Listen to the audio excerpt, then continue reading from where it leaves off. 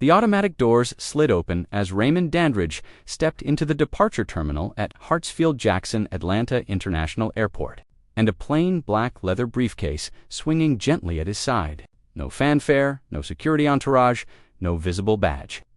He paused under the fluorescent lights, scanning the line building at Security Checkpoint C to the casual observer. Raymond was just another traveler. But beneath his calm exterior lay a mission. He couldn't share with the crowd Raymond had served with the Federal Aviation Administration, FAA, for nearly 3 decades. In his early years, he focused on aircraft maintenance protocols, ensuring planes met rigorous safety standards. But as reports of mistreatment and misconduct on the ground piled up, his role evolved. He no longer wore a uniform. His power now lay in what he observed and reported. This trip wasn't routine. It was a field audit, triggered by 4 complaints over 2 months, all pointing to a troubling pattern. Black and brown travelers were being stopped, questioned, and sometimes denied boarding at certain gates, often with vague security concerns as justification. Raymond was here alone, his identity undisclosed to TSA agents, gate crew, or passengers. That was the point as he moved through the terminal. His eyes were sharp, catching details others might miss: how people were spoken to. The barista, a young man with a nose ring and nervous energy, handed him the cup with a grin. "Toronto. Nice. You been there before?" "Few times," Raymond said with a faint smile. "I always learn something new."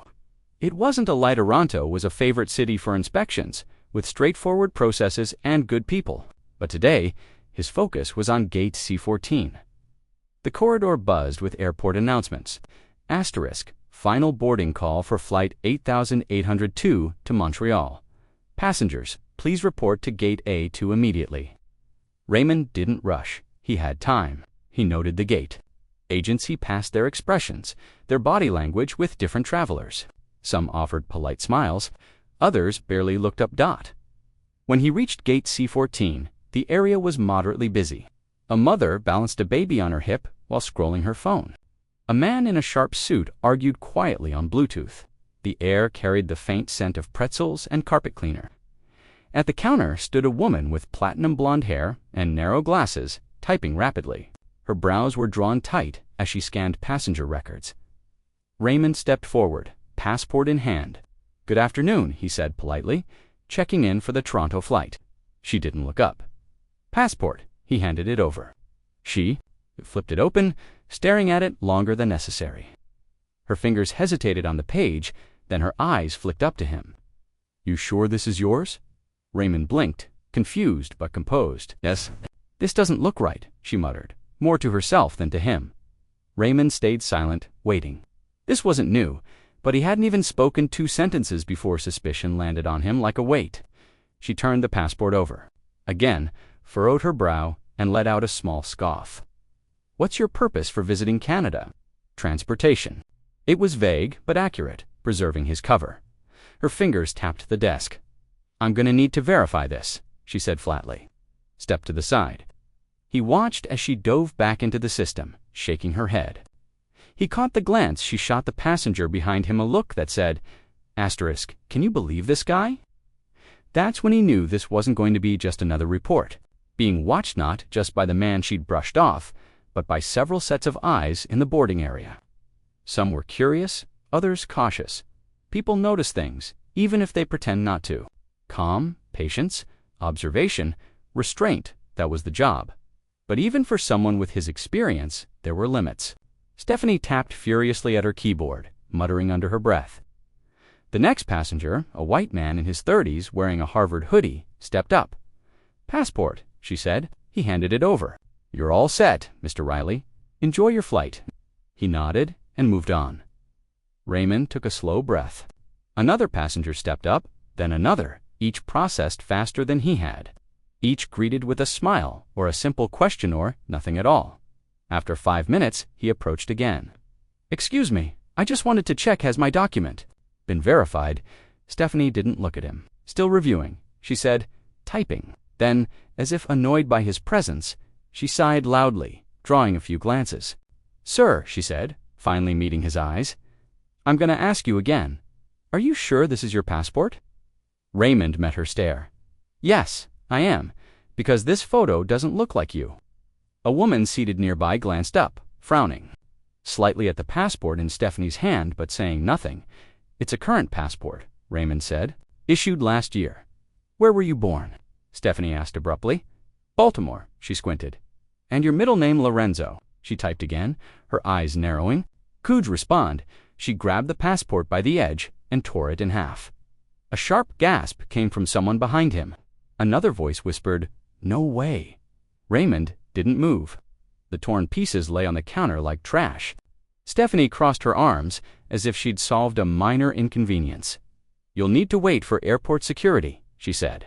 You might be detained for attempting to travel with forged documents. Raymond stared at her for a long moment, then spoke. I need you to repeat what you just said. She smirked slightly. You heard me? Silence stretched between them. Passengers shifted in their seats. Some pulled out phones, recording quietly. This wasn't just a customer service issue anymore. A woman in jeans and a long coat, filming from behind the rope divider, spoke up. Ma'am, he didn't even raise his voice. He just asked about his passport. Please step back, Stephanie. Snapped. Another voice chimed, in a young man with a Delta crew badge. Is there a problem here? Stephanie turned to him. You tore up his passport. It was fake. The man turned to Raymond. Raymond opened his briefcase and pulled out his federal ID. Raymond's voice stayed calm. I am. He put the badge away. And I'll be needing the names of every gate staff member on duty immediately. The silence that followed was heavy. Stephanie's face froze. She opened her mouth, but no sound came out. You've just torn up the passport of a federal inspector conducting a live audit, Raymond added. You've also made public accusations and denied a passenger boarding access without cause. I suggest you call your supervisor now. But the damage was done, and it wouldn't be swept under the rug. It started slowly, one woman, raising her phone higher, pretending to scroll. But after Stephanie tore that passport and Raymond revealed who he was, the phones rose like sunflowers to the sun. The tension cracked open. Whispers turned to murmurs, then audible words. Did she really tear it? Did he say FAA? Yo, that's gonna be everywhere by tonight. The woman in the long coat kept filming, catching Raymond's face. He wasn't yelling or throwing accusations, just standing there, the picture of control as everything around him unraveled. Stephanie looked like she wanted the floor to swallow her. Her arms were folded tightly, her confidence shaken. Her eyes darted to her computer as if a screen could fix this. The young Delta crew member was on a handheld radio, walking away from the counter, speaking quickly. A middle-aged man in a charcoal blazer offered not unkindly, Sir, would you like a seat while this is sorted out? I'm fine, Raymond replied, but thank you. Behind him, a man with a tablet mumbled, This is why people don't trust flying anymore. A woman nodded, and this is happening in broad daylight, right in front of everybody. I knew something was off with her attitude from the start. Someone added, She was all sugar to the folks before him. Then he walks up, and she flips the switch. From the other side of the terminal, another gate agent from C-13, an older man with salt and pepper hair, appeared. He gestured subtly for Stephanie to come over. She didn't budge. Instead, she turned to Raymond, her voice lower now. I'm sure we can work this out without it becoming something bigger. You made it something bigger the moment you assumed my identity was false, Raymond said. She flinched. It wasn't shouted, but it landed. A security guard approached, looking confused, like he'd only been half-briefed. Everything all right here? Raymond turned slowly. She destroyed a federal document, mine without cause. The guard blinked. You want to file a report? Oh, he's more than filing a report, a woman said sharply from the chairs. Check Twitter.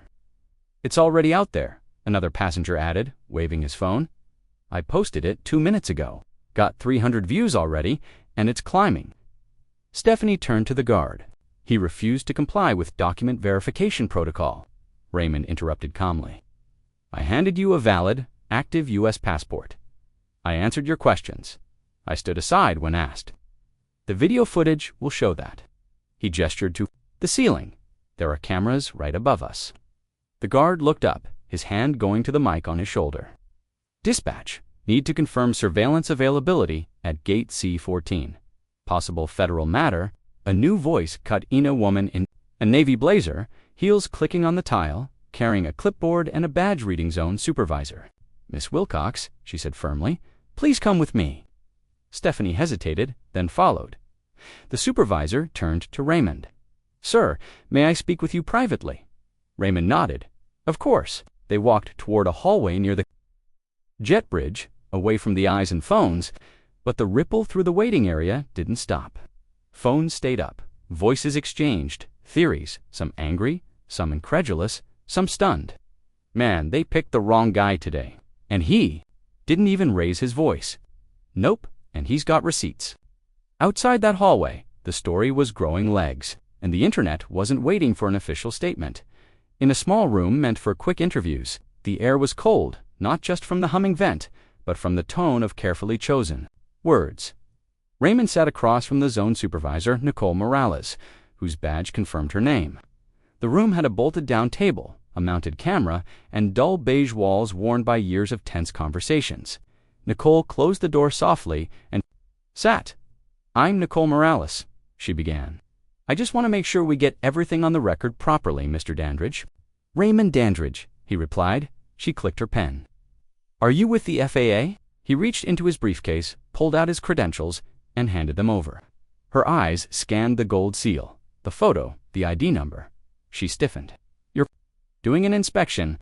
"I was," he said plainly, until it turned into something else. Nicole exhaled through her nose. "I need to inform my terminal director and airport police." "I assumed as much," he said. "You might want to retrieve the surveillance footage from gate C14 while you're at it." She stood, suddenly aware of the storm brewing. Raymond stayed seated, tapping one finger slowly on the table. This wasn't his first time catching misconduct, but it was the first time someone had torn up a federal passport in front of a crowd. A uniformed officer entered, his badge reading Sergeant D. Koenig. Tall, solid expression, blank. "Mr. Dandridge? Yes, I've been asked to escort you to the terminal office while we sort this out."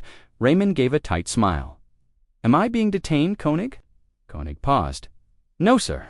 We just need to clarify a few details." "Then I'll walk," Raymond said. They moved down another hallway.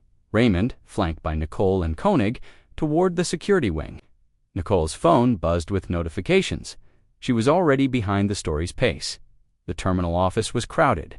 A junior supervisor stood near the desk, eyes wide, holding printed pages. A woman with an airline legal badge whispered on the phone in the corner. Stress was contagious. Paige, her jaw tightening. Why wasn't this flagged earlier? Raymond didn't answer right away. Was? A younger staffer whispered to Nicole. Her face changed. "What is it?" Raymond asked. "The video," she replied. "The one from a passenger's phone. It's already on 3 major news accounts." Raymond leaned back slightly. "That was fast." "Too fast," Nicole muttered. She looked at the legal rep, now off the phone and visibly sweating. "This may go federal by tomorrow morning." Koenig stepped forward. "We've confirmed the security footage backs up your version of the incident. You stood calmly, answered her questions, never raised your voice." "I know," Raymond said, "but thank you for confirming it." Nicole cleared her throat. "Do you want to file a formal complaint now, or wait for the FAA investigation to complete?" Raymond looked at her. "You should be more worried about what's already been filed, because this isn't isolated, and you know it," while they scrambled to contain the leak. Of the room, her blazer now over a chair, sleeves rolled up like someone bracing for impact. 2 more senior staff had joined Earl Bronson. A regional operations manager pulled from a lunch meeting, and Lana Feld, legal counsel for the airline's Southeast Division. Her words were polished but cold. "We are fully committed to investigating this incident and working with all relevant federal agencies," she said, folding her hands. "I'm sure you are," Raymond replied, "but this isn't about a misunderstanding. Public Setting accused me of carrying forged documents and created a disruption without following protocol." Earl tried to interject. "We understand emotions were running high. Mine weren't," Raymond cut in, still calm. "The 2 halves of your passport, I thought you'd want them for documentation." He looked at it, didn't touch it. "Thank you," Lana leaned forward. "Mr. Dandridge, are you planning to pursue legal action?" "I'm not here to discuss lawsuits," he said. "I'm here to complete my audit." The room shifted, as if everyone realized the fallout was just beginning. Raymond pulled out a printed sheet. "I'll be submitting this report to FAA Internal Affairs by the end of today. It includes details of my experience, staff behavior, gate surveillance, and the response from supervisors." He paused, looking around the table. "I've also included a pattern of complaints filed by travelers over the last 8 months. 5 involving Gate C-14, for naming Ms. Wilcox." Nicole winced. Earl cleared his throat. "We were unaware of that trend." "That's part of the problem," Raymond said. Lana spoke carefully. "If we request a follow-up meeting with our HR and Diversity and Inclusion Division, would you be willing to join?" "Your departments are welcome to do their part," Raymond said. "But my responsibility is to report facts, not to help. You write a better press statement." Outside, things weren't calming down. A junior staffer walked in with a tablet showing a trending video. Raymond's encounter, 2.7 million views, comments exploding. News accounts tagged the airline and looked around. "You've got a window to make this right. It won't stay open long." Nicole followed him to the door. "Where are you heading now?" "I'll finish my route," he said. She looked like she wanted to apologize, but couldn't find the words. As he stepped into the terminal hallway, a woman with a toddler gave him a quiet thumbs up. A man further down nodded respectfully. Raymond didn't return the gestures, not out of disdain, but because this wasn't about him anymore. It was about every face Stephanie had made uncomfortable, every person who'd stayed silent while it happened. The airline's regional control office on the 3rd floor wasn't built for chaos. Monitors usually showed flight schedules, weather, maps, and fuel ratios. Now, they displayed tweets, comment sections, and urgent calls from PR and legal teams. The digital war room was active, and it wasn't about lost luggage or delayed flights. Lana walked in fast without her clipboard. "How bad is it?" she asked, no one in particular. A tech turned his monitor toward her. "You tell me." On screen was the top post on X, a passenger's video of Raymond standing calmly as Stephanie tore his passport, with audible reactions from the crowd. 58,000 shares in the last hour, the tech said, picked up by Good Morning America and CNBC. "Damage control?" someone asked. "No," Lana said flatly. "This is past control. We're in containment mode." In a side room, an emergency briefing began. Nicole sat stiffly, her promotion to zone supervisor only 6 months old, now tied to a federal violation file. Across from her was Lionel Griggs, her director, mid-50s, always one step from exploding, but never quite there. He slapped a printout on the table. "This agent, Wilcox, what the hell were we doing keeping her in rotation?" Nicole hesitated. "We had no written complaints on file, nothing formal, for passengers listed her by name in FAA complaints." Lionel barked, "You telling me not one of those made it to your desk?" "I didn't see them. I'm not sure if HR stopped," he said, raising a hand. "This isn't about HR anymore. This is about one of our gate agents publicly humiliating a federal inspector on camera in broad daylight, surrounded by passengers," and she tore up his passport. He looked at Nicole hard. "She might have cost us federal partnerships." A junior assistant popped in. "FAA Office of Communications just issued a statement confirming Mr. Dandridge was conducting a live inspection tied to profiling allegations." Lionel rubbed his temples. Lana rejoined the legal team, fielding calls from regional managers, union reps, and journalists. The video hadn't just gone viral, it had gone nuclear.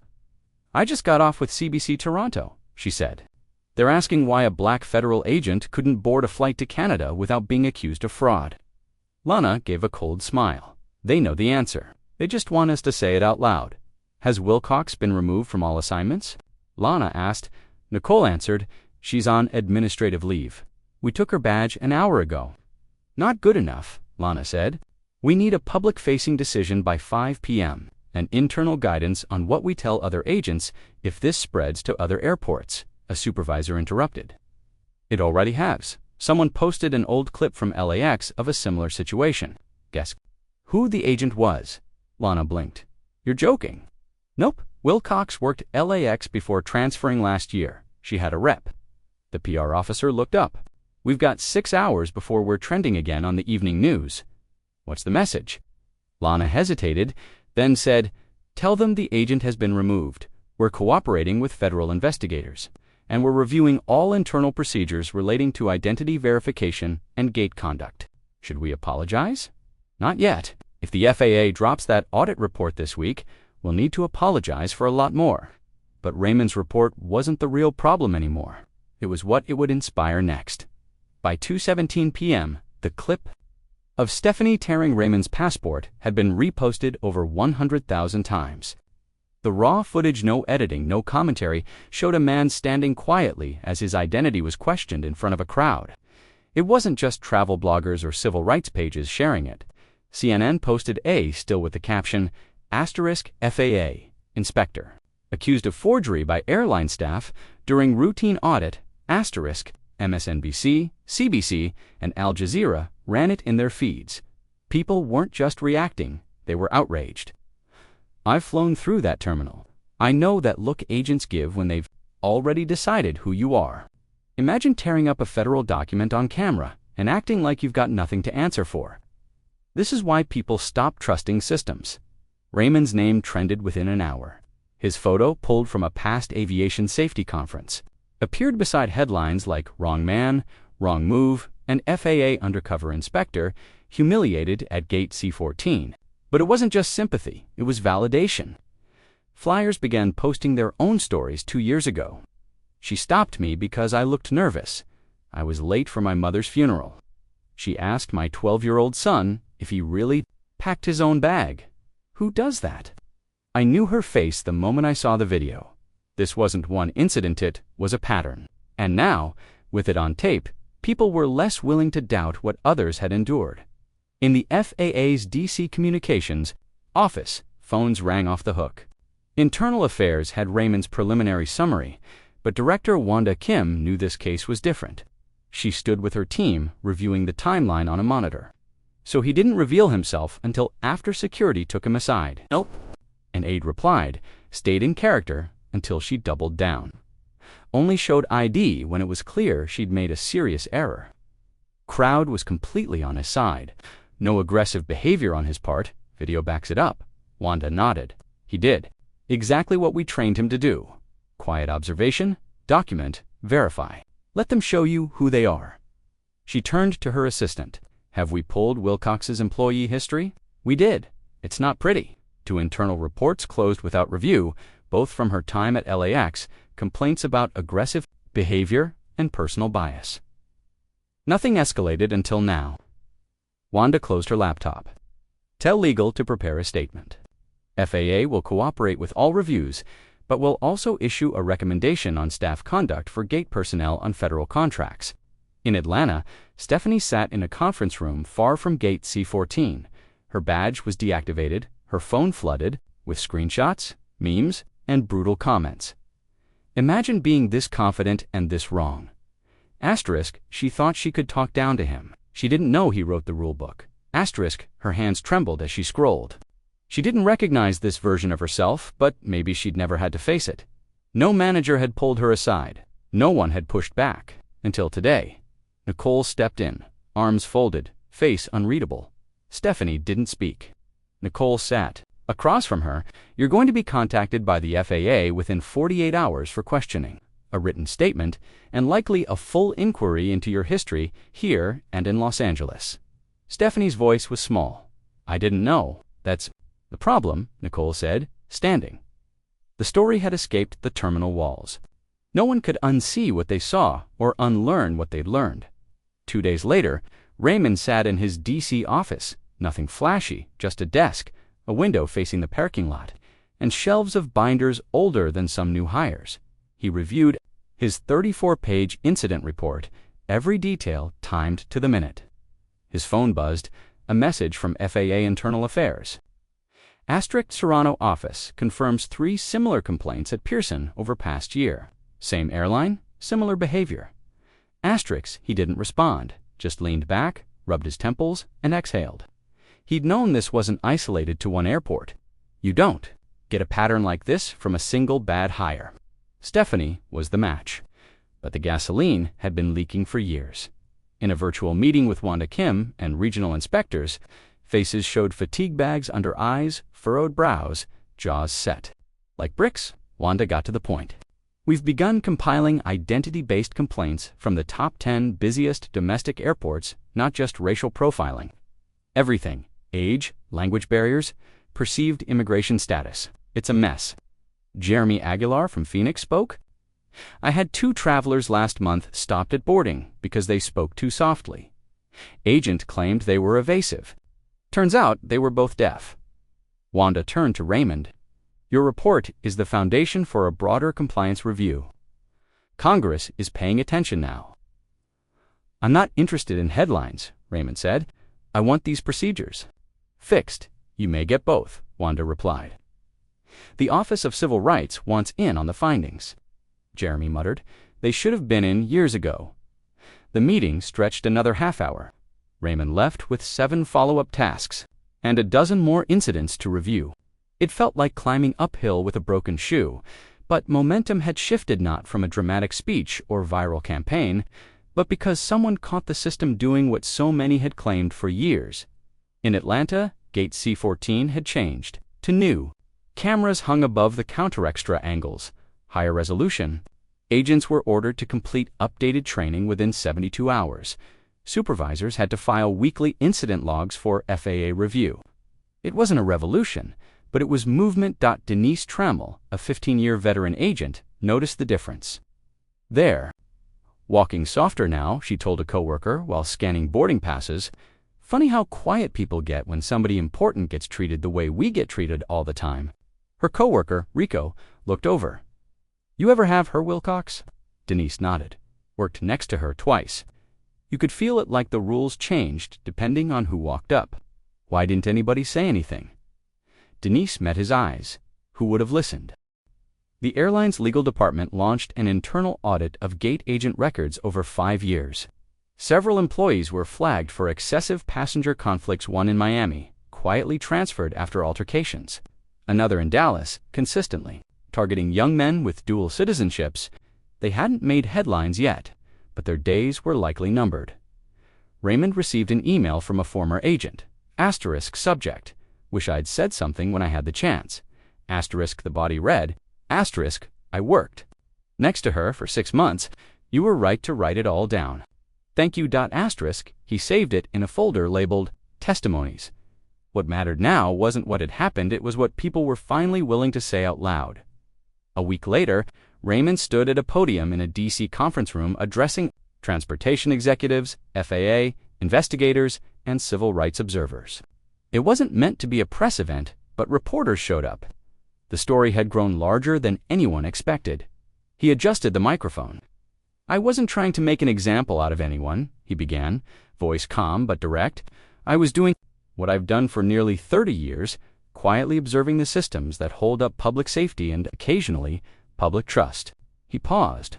When a gate agent tears up a passport because they don't like the look of the person holding it, that's not just misconduct, it's negligence. It's bias. And when it goes unchecked, it becomes policy in everything but name. The room stayed silent. He glanced at his notes, rewritten 3 times to strip out anything that sounded like spin. What remained was bare, honest, heavy. I've been asked whether I forgive her. The answer is, I don't know. That's not the point. The point is whether we're finally ready to change how things are done. A reporter from The Atlantic asked the only question that mattered. Mr. Dandridge, do you believe anything will actually change? He paused. I believe people are watching now. That's a start. In Atlanta, a memo announced gate agents were now subject to random FAA monitoring on international flights. Supervisors faced direct accountability for repeated complaints. Stephanie Wilcox had been terminated, her access revoked nationwide. In the employee break room, 2 agents sat as the memo scrolled across a flat screen. Another seminar. One muttered. Tanya, a 20-year veteran, shook her head. They can throw all the training at us they want. Until they hire people who treat passengers like humans, nothing sticks. A supervisor overheard, grabbed his coffee, and walked out without pressing further. Raymond was back at his desk the next morning, sipping from a chipped mug, deleting interview requests without opening them. This wasn't about becoming a public figure. He was keeping the focus on fixing the system. A Zoom call with FAA field officers followed. Small windows popped up, Detroit, Seattle, Tampa, San Jose. Wanda opened the meeting. Let's start with a roundtable. Tell us one thing you've seen this week that gives you hope. A woman from Philadelphia spoke. An agent apologized to a passenger yesterday after questioning them too harshly. I've never seen that in 17 years. In Dallas, a gate team pulled one of their own aside, told her she was out of line. That never used to happen without a supervisor. Raymond went last. Hope doesn't come from policies. It comes from people being willing to speak when something's wrong. Now that the public's seen what wrong looks like, they're asking the right questions. He paused. My job was never to embarrass anybody. My job is to shine a light where things get ignored. Outside FAA headquarters, DC's early spring air carried a chill. Kids walked home from school. Traffic pulsed along the boulevard. For the first time in a long time, Raymond felt the silence was broken for good. But breaking the silence wasn't enough. They had to decide what to do with the noise. 2 weeks later, Raymond returned to Atlanta's airport, not undercover, no briefcase, no hidden role. He wanted to see it with clear eyes. Gate C-14 looked the same. Same carpeting, same chairs, same bustle. But the staff seemed sharper, more cautious. Interactions more measured, not forced. But aware, an older woman asked about a delayed flight. The agent leaned forward, explained kindly. A nervous man worried about a connection. A staffer walked him to the screen to double-check the gate. A young black couple with a baby approached the counter. The new agent smiled, cooed at the baby, and helped them board early without prompting. Small moments, but they mattered. 15 feet away, a mother snapped a photo of the family heading down the jet bridge, traveling with kindness today. Raymond didn't record this. It wasn't for a report. It was for him. As he passed the wall of framed airline policies, his reflection caught in the glass holder, worn but steady. He thought of Stephanie Wilcox. Not with anger, but clarity. She hadn't done anything new. She'd just been caught doing what others had done with less visibility. Her mistake wasn't just her action, it was believing she'd never be questioned. Man with a cane stepped aside to let Raymond through the security doors. They made brief eye contact, exchanged nods. Outside, the wind tugged at his jacket. His ride waited at the curb. He slid into the back seat. The driver, a woman with long braids, glanced through the mirror. Mr. Dandridge, that's me. You're the guy from the video, right? He gave a small smile. I guess I am. My brother works TSA. He says folks at the airport been acting real different lately. I think you lit a fire. I didn't light anything, he said. I just didn't let them put it out. They rode in silence along I-285. Then she spoke again. People forget that stuff matters. Being seen, being heard, not being talked down to. They don't forget, Raymond said. They're just taught not to expect it. She nodded. At the hotel, she asked, You think things will actually change? He paused, hand on the door. I think they already are, but only if people keep speaking up, even when it's uncomfortable. That night, Raymond turned on the news. Another clip had surfaced. This time from Minneapolis, a passenger, questioned for not looking like his ID, but a supervisor. Stepped in early, diffused it, apologized. It didn't make primetime headlines, but it was something. He closed his laptop. He thought of the generations behind him, those who might one day board a plane without carrying the weight of suspicion. Maybe they'd never know his name. That was fine. What mattered was that someone saw what happened and chose not to look away, because sometimes all it takes to break a system is one moment of truth in a place built on routine, one voice that stands in quiet certainty, one decision not to stay silent. And if you're reading this thinking it was just about a man and a passport, think again. It's about all the moments we let pass and what happens when we finally don't. If the story moved you, share it, talk about it. Because voices, especially the quiet ones, still matter.